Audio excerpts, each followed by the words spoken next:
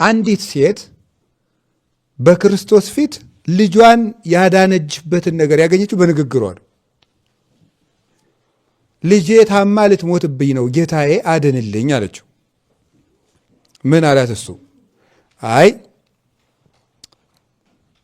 የልጆችን እንጀራ ለውሻ መስጠት አይገባም ማለት ነው።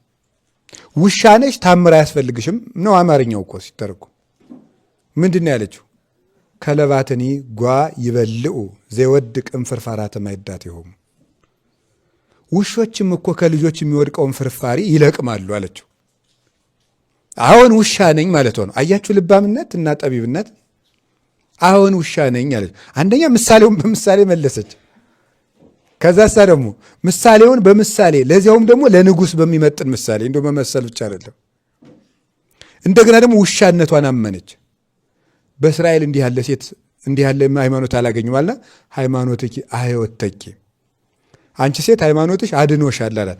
ብዙ ሊቃውንት ሃይማኖትሽ ልጅሽን አድኖልሻል ማለትን ትቶ አድኖሻል ያላት ለምንድን ነው ይባል? እሷ እኮ አልታመመችም፣ ለእናት የልጅ ህመም ህመሟ ነውና ብለው ይተረጉማል። እናት የልጇን ህመም የራሷ ስለምታደርግ የታመመች ልጇ ሆና ሳለች ሃይማኖትሽ አድኖሻል አላት።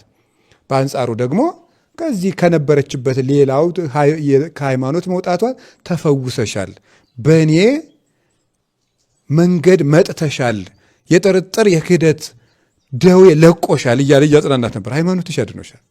ይቺ ሴት የክርስቶስን ምሕረት ለልጇ ያሰጠችው በምኗ ነው? በንግግሯ ነው።